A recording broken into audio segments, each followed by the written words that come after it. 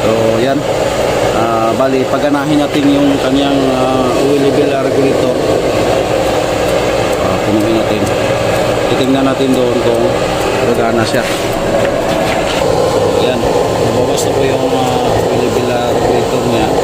So yan, working ko yung oil level regulator niya. Control na po tayo dito. Yan, i-off na natin dito hanggang sa mawala na yung tulo dyan sa baba bago natin siya patuluin dito. So, ito na po yung request ni GMGM, no, na labas pasok itong chamber nya. So ito yung tangke. So yan, handa ng pagka-design, no? So yan, customize kasi ito, kahit mahal daw basta maganda okay lang. So yan, dito yan bubuksan, tapos in-out design yan. 8 inches. So bubutasan natin to para i-expire natin, para makita ka ni sir kung okay sa kanya. Pang sitsaron daw ito. Grabe kaganda, no? Ayos. Okay, butasan natin to. So ito, nabutasan na po natin itong kuha natin, no, sa heavy duty na in-out na 8 inches. So customize.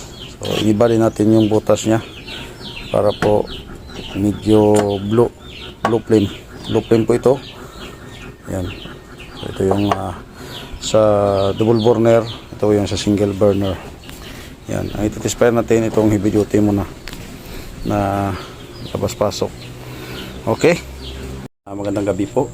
So ngayon po iti-spare natin itong 8 inches, no, na labas pasok. So hugutin mo na, try mo hugutin, pantayin mo kay kuan yan, baba yan. So yan, yan. So balik mo. Yan. So disalpak po itong kuan natin. So ang tangke niya, ito yung tangke niya. Yan, pa-pre-on. So napakaganda ng kuan ito, no. Pa-customize ni Sir GMGM. Yan, taga Jinsan po si Sir, no, nagkuha na siya ng dalawa sa atin. So nagpa-reorder siya ng ito, pinadesign niya. So mahaba po yung paa niya. 2 feet galing to sa ilalim. Yan. 2 feet yan. Pang sitsaron daw kasi ito para hindi na po sila maglagay ng patungan doon. So yan po yung ipa-design ni Sir. So ito yung tangke niya. Sa pre-on din ang linagay natin, no? So pinatagilid natin. So pinag-isipan natin kung anong kwan. So ito, ganda, bagong design na naman natin, no? So ito yung gate valve nya. Ito naman yung in-out nya. Sa in nya dito, yan, papasok yung in, palabas yung out dito. Yan, yung may sahuran tayo na lata doon sa ilalim. Yan. So ito yung kwan sa blower, ang out, in. Okay, kapagaganda ng pagkakano design natin. So iti-spare natin to. Yan, lagyan mo natin ng oil dito para mat-spare natin. So ang butas natin dito ay sabi ni ma'am, yung asawa ni Sir, okay lang daw na hindi malagpas-lagpas yung apoy. So ang kuha natin dito, blue flame, control yung apoy. So pwede niya mapain-in, blue flame pa rin kahit mapain-in niya ito. So yan. Okay, spare natin. So tapuin ko muna. So yan, talagyan na ng anak ko. Pinak, lagyan mo. Dandahan lang, yan. Okay, hatiin natin, yan, Furious oil po yung pinakarga natin. Wala po yung halo na diesel. Yung diesel po, pag pagpalingas lang po natin yan linalagay. Pag maubos na po yung diesel, doon na po tayo magpapapasok ng oil para tuloy-tuloy po. So okay na yan, nak. Tama na. Okay, lagay mo muna dyan, dyan muna patuloyin. Okay, so sunod natin na gagawin ay papa natin dito. I-open mo na dyan. Sige, open pull mo. Yan, tapos abangan natin dito.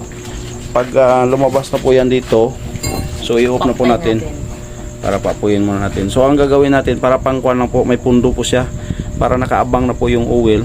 kung sakaling maubos na yung pangpalingas natin na krudo at saka papel, doon na po natin papasok yung oil. So tuloy-tuloy na po yan. So babantayan muna ka.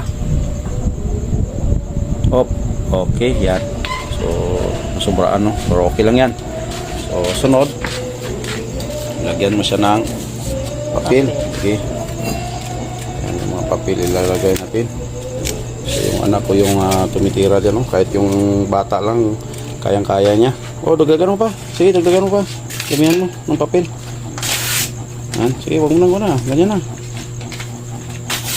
Okay, sige. Okay, lagyan mo ng kaunting krudo. Yan. Hindi mo na sa kanha. Hindi, wag mo na sa nozzle lagyan. Yan na sa gilid yan. Sige. Palibutan mo. Dagdagan pa konti para malaki kasi yan.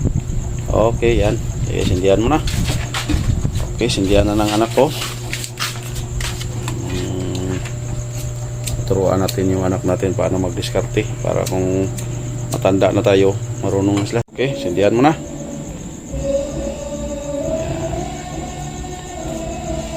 For starting lang only yung krudo natin, para po yan mas madali siyang masunog yung papel at mapaapoy natin. So hintayin na lang natin masunog yung papel. So yan, ipaikot mo yung papel. Yan, para masunog yan. Okay na. So isindi na po yung blower. I-pull mo na kaagad. Pull. Yan. So na yan. So hihintayin na lang po natin na maubos na yung papel at saka krudo. So malalaman natin yan mamaya pag tumitila po na po yung mga papel. So wala na po yung krudo. So yun na po, papasukan na natin siya ng use oil para po diretso na po. Mainit na po kasi yung chamber. Okay. So okay. Yan po yung panao, paubos na po siya. Tumitila po na po yung mga papel, no. So ito na po natin. So i-pull na lang natin. Pull muna natin siya. Pasok. Pag malapat na po sa flooring yung mga oil, doon na tayong papatak-patak. Ano, diretso na po siya. Kapag diretso na po yung oil, so tuloy-tuloy na po yung apoy niyan. Hayaan mo lang. Pull mo lang muna. So pag magkuha na mo yung oil na parang kuha na yung flooring niya, lagyan na ng oil, doon na tayo papatak. O karugad yan. Okay, so papatak-patak na tayo dito. Patak-patak. Patak mo na lang. Diba? Ayan. Tama na. Tama na yung patak-patak. So medyo maingay yung pa natin, no? Yung blower natin, no? So yung ingay. Yan, pinapa-edit po natin yung oil niya. So ganyan po yung itsura pag hindi pa po mainit yung oil. So papainitin lang natin na papainitin.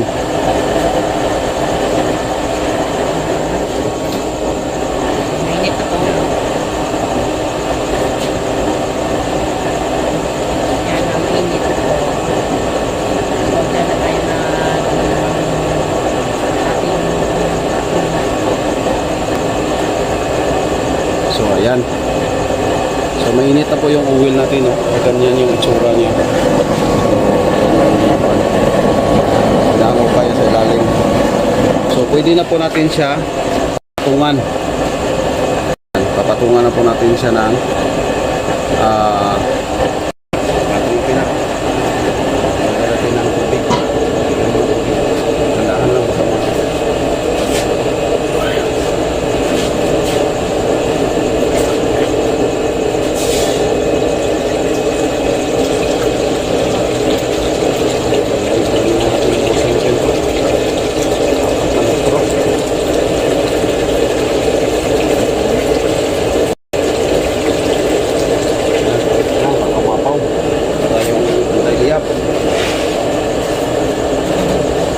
Okay. So yung pa natin, no? Yan. So hintayin na lang natin na kumulo habang painit ng oil. Lalong gaganda yan pag mag-init yung use oil. Okay, bagong design natin. So yan, kumulo na po yung patak niya.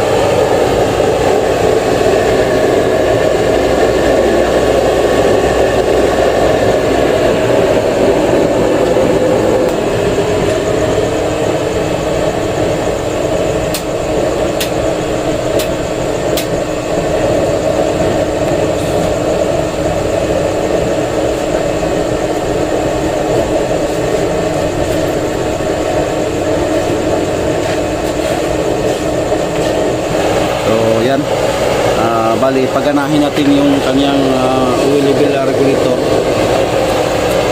Punuhin natin, titingnan natin doon kung gagana siya. Oil, titingnan natin doon, bantayan natin.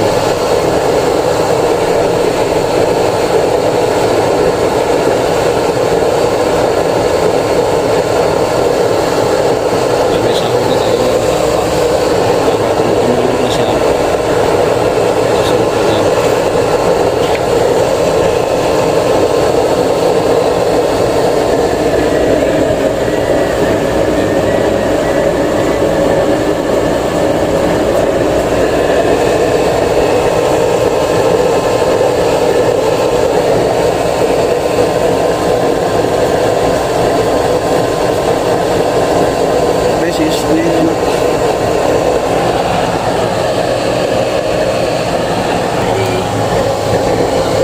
Ayan, bawas na po. Ayan, bawas na po yung oil regulator niya. Ayan, grabe yung mataas kasi yung level niya, kaya nga hinalo kaya talaga sa ilalim. Well, ganyan. So, ayan, working ko yung oil regulator niya. So pag ganyan na po, so control na po tayo dito. Ayan, i-off na natin dito hanggang sa mawala na yung tulo dyan sa baba bago natin siya patuluin dito. So yan, yan po yung napakagandang design natin na may oil level regulator. So mayroon siyang yellow flame kasi nga mataas na yung level niya, hinahalo kaya talaga sa lalim, no? Ayan, no? Yung sa lalim, grabe, hinahalo kaya yung oil. So yan, working ko natin.